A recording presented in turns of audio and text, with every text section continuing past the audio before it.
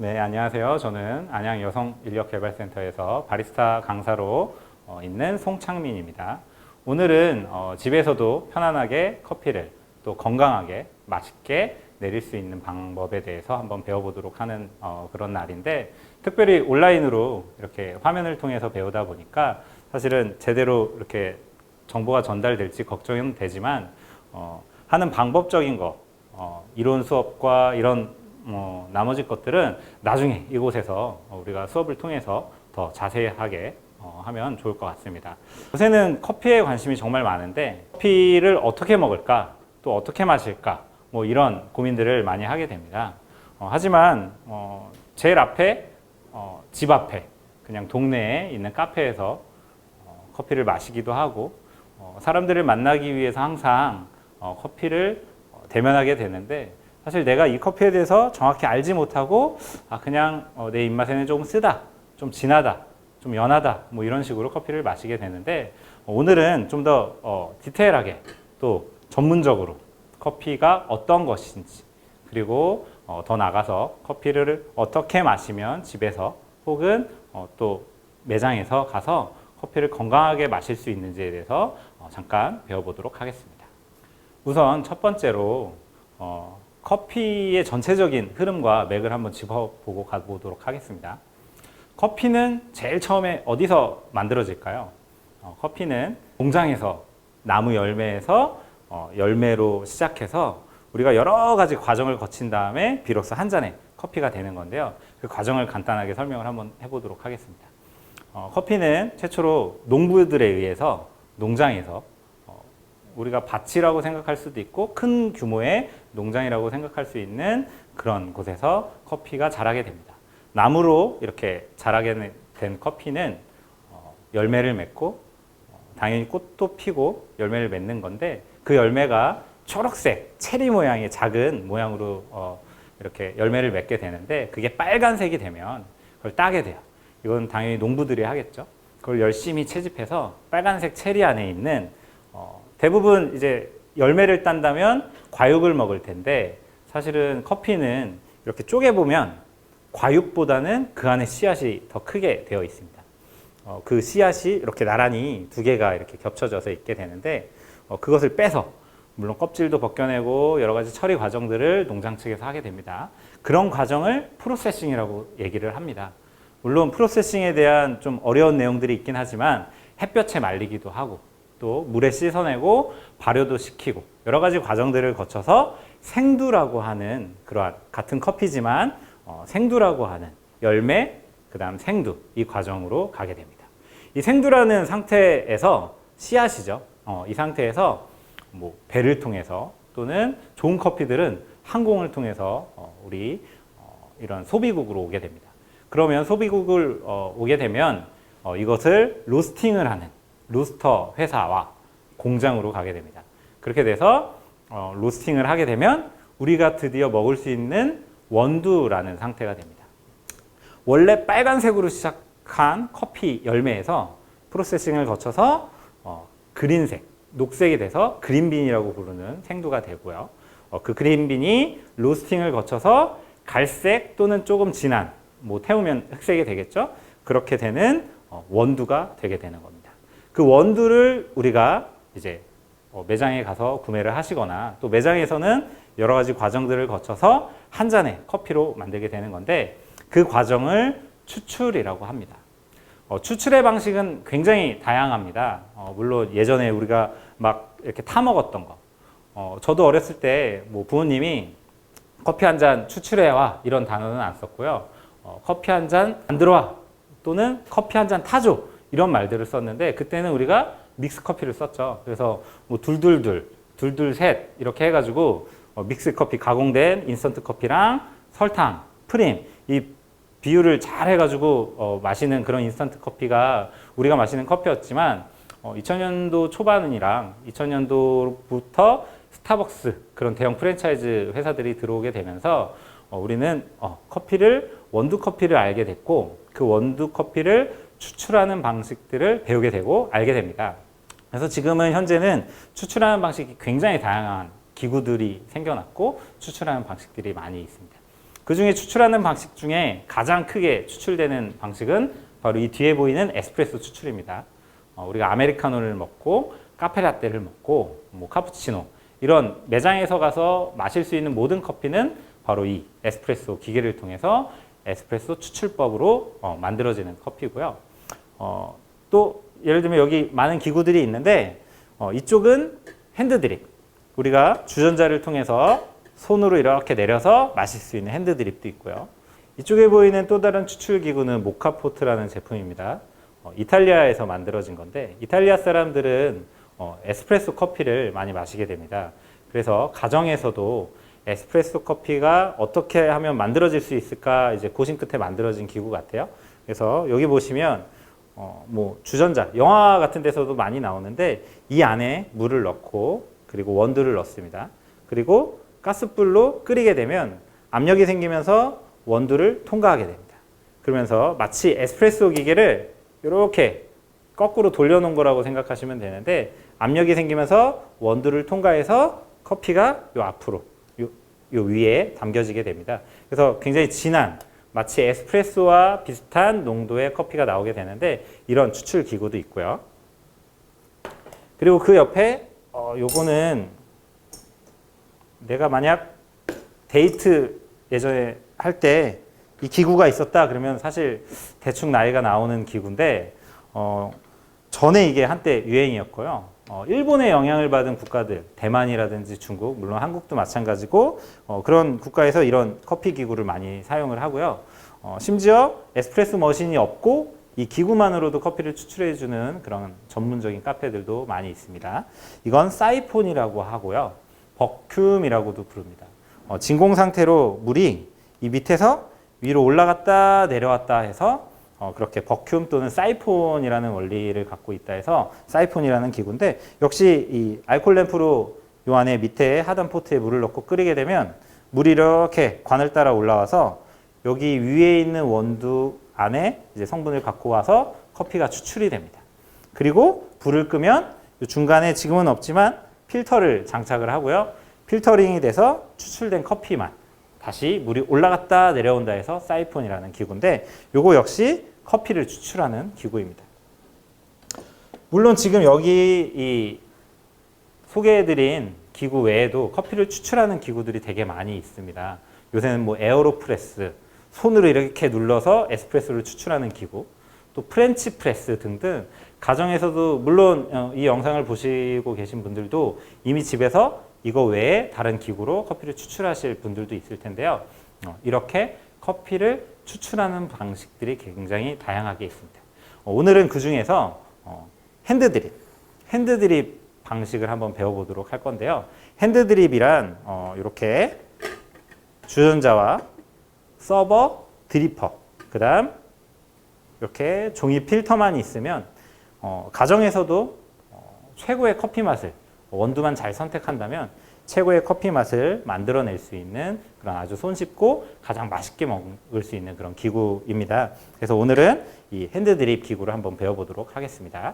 여기 보면 3개의 핸드드립 세트가 있는데요. 이건 각 회사별로 있고요. 그 다음 모양과 형태가 그 회사의 차이에 따라서 조금씩 다른 모양과 형태를 가지고 있습니다. 첫 번째 이쪽에 보이는 커피 드립 세트가 이 위에 것만 다른데 칼리타라는 드리퍼입니다. 가장 우리가 흔히 만날 수 있고 누구나 커피 맛을 내렸을 때 보편적인 맛을 가지고 있기 때문에 처음에 교육을 할 때 가장 많이 사용하는 기구고요. 그리고 여기 있는 건 하리오라는 드리퍼입니다. 하리오는 올해 그 바리스타들한테 설문조사를 했더니 약 70%의 바리스타가 하리오 제품을 사용하고 있다라고 답변을 했을 만큼 인기가 있는 드리퍼고요. 그다음 여기 있는 건 멜리타라는 드리퍼입니다. 사실 이렇게 핸드 드립으로 처음에 먹을 수 있게 고안한 사람의 이름이 독일의 벤츠 멜리타 여성인데요. 그 사람의 이름을 따서 멜리타라는 제품이 독일에서 처음 만들어진 겁니다. 그리고 물 건너와서 일본에서 이런 드리퍼의 기술을 조금 더 누구나 더 맛있게 내릴 수 있는 방식의 구멍이 3개가 뚫린, 멜리타는 구멍이 하나 뚫려 있는데 이 칼리타는 구멍이 3개 뚫려 있어서 누구나 좀 편안한 쉽게 맛을 끌어올 수 있게 너무 묵직하지도 않고 그냥 보통 정도의 맛을 끄집어올 수 있게 만들었습니다. 그래서 오늘은 이 칼리타 누구나 좀 쉽게 내릴 수 있고 이 앞에 있는 이 드리퍼들은 처음에 좀 연습이 필요하기 때문에 누구나 쉽게 내릴 수 있는 칼리타 제품을 한번 사용해 보도록 하겠습니다.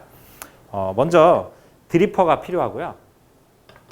그리고 서버가 필요하고 그다음 주전자 이렇게 필요한데 주전자를 자세히 보시면 일반 우리 주전자랑 좀 다른 형태를 띠고 있는데 앞에 이 주둥이 부분, 물이 나오는 부분이 길쭉한 형태로 되어 있고요.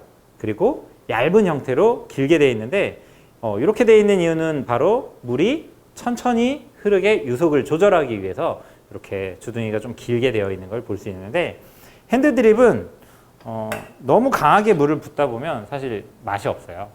그 원리는 여기 보시면 드리퍼에 이렇게 갈비뼈를 닮았다 그래서 립이라고도 얘기하고요. 우리가 일본 영향을 많이 받았기 때문에 리브라는 말도 많이 쓰게 됩니다. 이 리브를 통해서 커피가 이렇게 추출이 되는 건데 마치 깔때기처럼 생겼다고 해서 그냥 거름종이를 넣고 물을 강하게 부으면 이렇게 걸러준다라고 생각을 하겠지만 사실은 그게 아니라 이 안에 리브가 물을 잡아당기게 되면서 커피를 원두가 통과하면서 물이 원두를 통과하면서 이렇게 추출이 됩니다.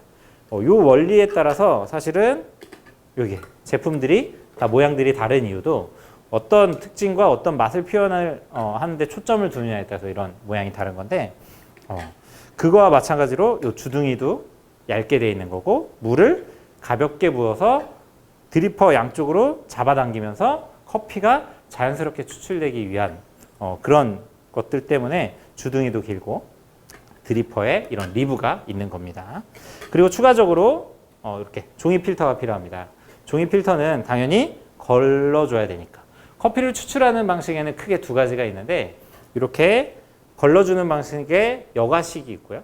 그 다음 뭐 우리가 보리차를 차갑게 냉침하듯이 우려서 마시거나 아니면 달이거나 그렇게 침출식이라는 방식의 두 가지 커피를 추출하는 방식이 있는데 핸드 드립은 여과식이기 때문에 이 종이 필터를 사용하게 됩니다. 종이 필터 접는 법을 한번 배워보도록 할게요.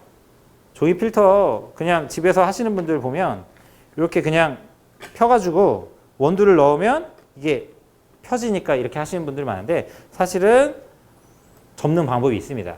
이 리브가 물을 빨아당긴다고 했기 때문에 이 종이 필터는 이 드리퍼 이 안쪽 벽에 바짝 붙어 있어야 되거든요. 그래서 여기 보면 이렇게 접혀 있는 선이 기역자로 있는데 여기를 한번 접어주고요. 그리고 요 한쪽 면은 다시 반대편으로 접어줍니다. 여기까지는 많이들 알고 계신 것 같아요. 근데 하나 더 할게요. 손을 하나 넣고요. 요 모서리 부분을 손끝으로 이렇게 접어주면 이렇게 드리퍼의 모양처럼 이런 모양의 형태를 딱 잡게 됩니다. 그래서 이 드리퍼 위에 올려놓으면 드리퍼의 모양 안쪽 벽과 거의 일치하는 그런 모양으로 되는데 이렇게 접어주셔야 커피 맛이 추출이 잘 됩니다. 네. 그리고 나서 이 위에 원두를 분쇄를 해서 넣고 물을 넣어주면 이제 커피가 추출되는 겁니다. 그러면 한번 커피를 추출해 보도록 하겠습니다. 그럼 실제로 커피를 한번 내려보도록 하겠습니다. 내리면서 하나씩 설명을 해드릴게요. 먼저 원두가 필요하겠죠? 원두는 이렇게 가정에서 내리시려면 10에서 15g을 사용을 하기도 하고요. 상업용으로는 20에서 25g까지 넣어서 좀 농도 있게 커피를 추출하는데 오늘은 약 20g 정도를 사용하도록 하겠습니다.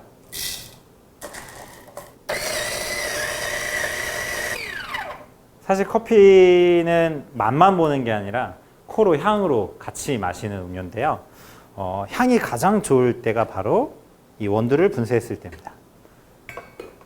우리가 원두를 구매하러 어디 매장에 가시면 컵노트라고 해가지고 밑에 뭐 다크 초콜릿, 너트, 뭐 과일, 뭐 신맛 뭐 이런 것들이 적혀 있는데 그때 사실 꽃향기, 그다음 과일의 향기, 초콜릿티, 뭐 너트한 그런 모든 느낌은 이 분쇄됐을 때 많이 나거든요.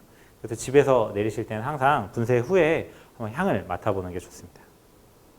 이렇게 강하게 흡입을 해서 어떤 느낌의 커피인지 향을 맡으면 내가 만들 커피가 어떤 맛이 날지 기대도 되거든요.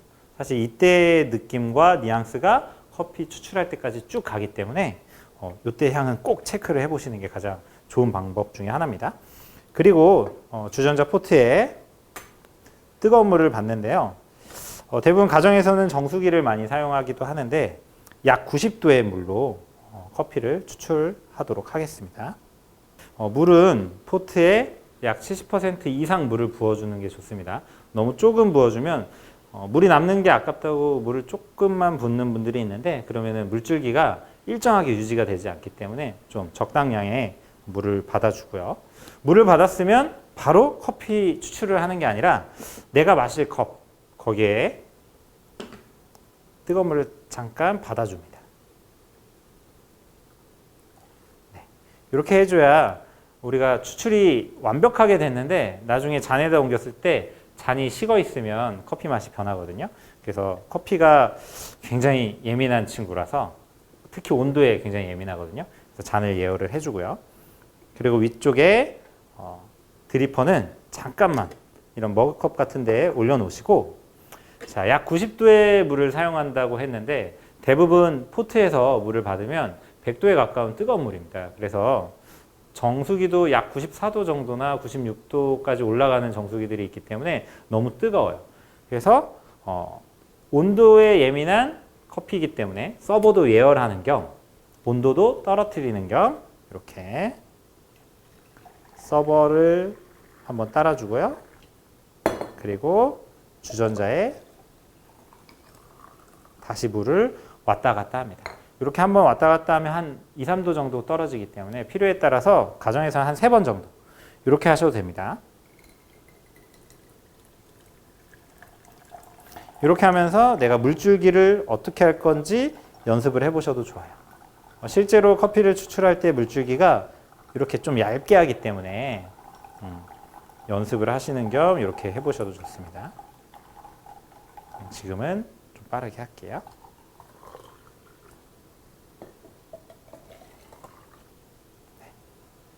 이렇게 2번에서 3번 정도까지 한 뒤에 다시 올려놓고 커피를 추출합니다.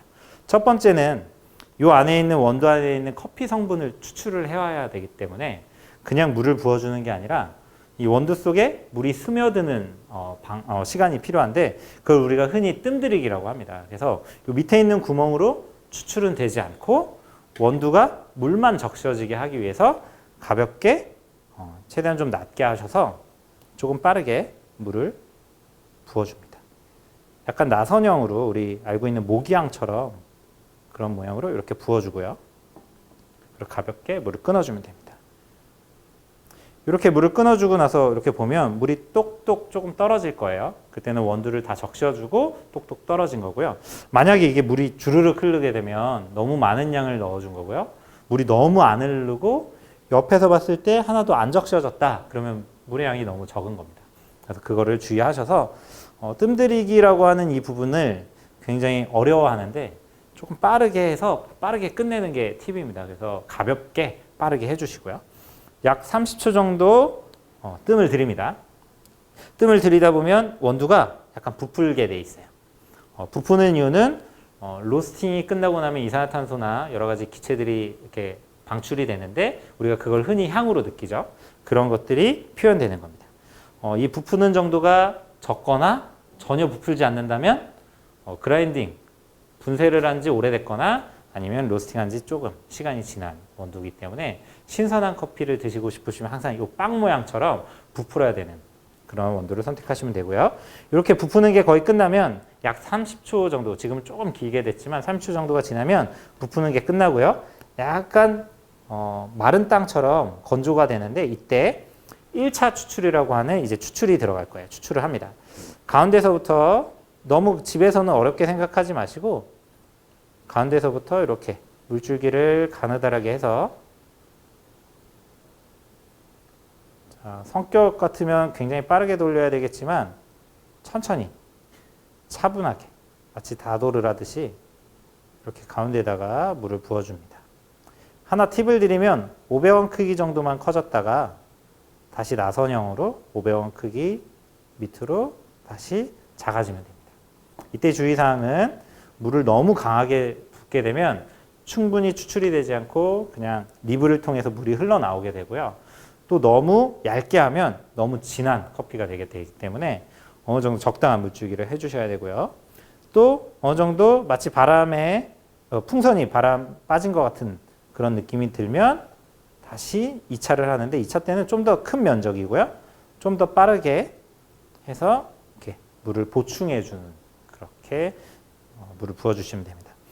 1차 추출, 뜸들이기가 끝난 뒤 1차 추출이 시작해서 내가 원하는 양까지 추출이 될 때까지는 내려오는 물이 끊기면 좋지 않아요.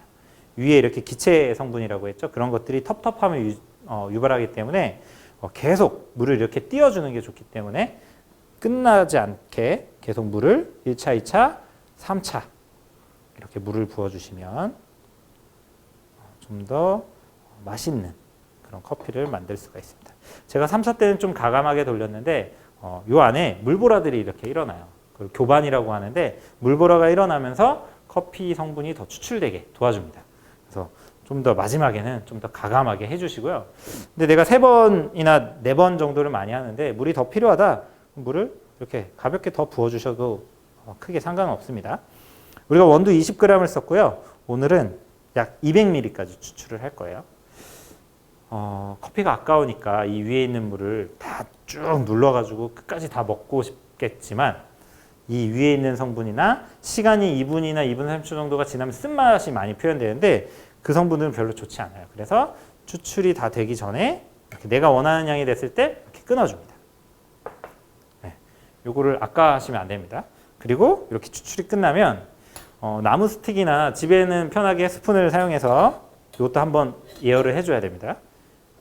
층이 나눠지거나 거품 등이 생겼을 수 있으니까 이렇게 걸러주시고요. 그리고 준비된 예열된 잔에 있는 물을 비우고 여기에다가 가볍게 커피를 따라서 이렇게 하면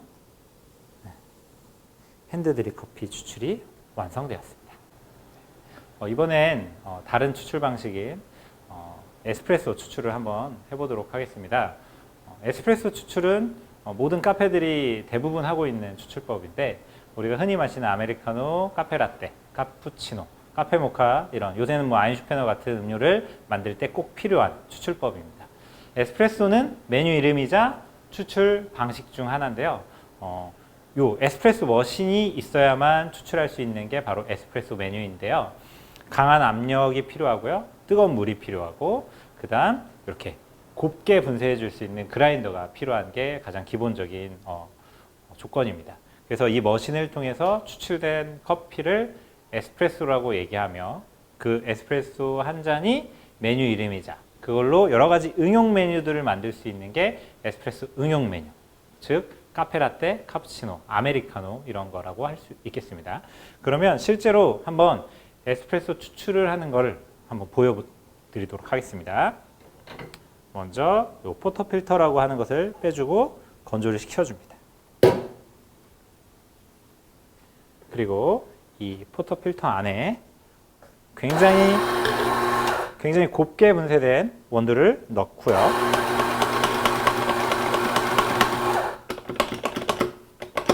그리고 나서 이렇게 여러 가지 과정들을 거치게 됩니다. 그리고 도장 찍듯이 탬핑이라고 하는데 수평을 맞춰주고 약간의 압력을 저항을 만들어주는 거죠. 물의 압력이 세기 때문에 이렇게 원두를 넣고요. 그리고 장착해서 버튼을 누르면 약 30초 정도의 굉장히 짧은 시간인데 농축된 진한 커피가 표현되는 게 바로 에스프레소입니다. 다른 추출법이랑은 다르게 물에 녹지 않은 성분까지도 갖고 오기 때문에 추출이 끝난 뒤에 볼 수 있겠지만 크레마라고 하는 크림층이 위에 뜨기도 하고요. 굉장히 진하게 추출되기 때문에 계속 얘기했듯이 여러 가지 응용 메뉴들을 만들 수 있는 그런 메뉴 중에 하나입니다. 이렇게 에스프레소 한 잔이 나왔습니다. 지금 보셨다시피 우리는 사실은 이 에스프레소 커피를 배우고 싶고 바리스타를 꿈꾸는 이들한테는 이 머신을 사용하는 방법들을 배우고 싶어서 우리가 여러 가지 교육들을 받기 위해서 요새도 많은 줄을 섰다라고 얘기를 합니다. 그래서 이 에스프레소 머신은 사실은 가정에서 응용하기 쉽지 않지만 상업적으로 그리고 바리스타가 주로 하는 업무이기 때문에 요새 바리스타를 꿈꾸는 모든 이들이 이 에스프레소 머신의 방식과 방법들을 배우게 됩니다. 특별히 우리 이곳 안양여성인력개발센터에서는 바리스타 과정을 수업을 진행하고 있는데요. 특별히 SCA라는 협회의 자격증반을 운영을 하고 있습니다. SCA란 한국 협회가 아니라 스페셜티 커피 협회라는 뜻의 미국과 유럽이 통합된 국제적인 협회라고 할 수 있습니다. 가장 오래된 협회이기도 하고요. 가장 커피 업계에서 선두적인 그런 일을 하는 협회인데요. 그 협회에서는 크게 두 가지를 하는데 하나가 바로 바리스타 대회이고요. 하나가 이런 자격증 사업을 하고 있습니다. 그래서 우리는 여기서 우리가 수업을 진행을 하게 되는데 이 바리스타 업무를 배우고 싶고 또 에스프레소와 카페라떼, 카푸치노 이런 메뉴들을 배우기를 원한다면 이곳 안양여성인력개발센터에 오셔서 신청하시면 충분히 이 머신과 아까 배웠던 핸드드립 같은 메뉴들을 배울 수 있게 됩니다. 그럼 안양여성인력개발센터에서 기다리도록 하겠습니다. 감사합니다.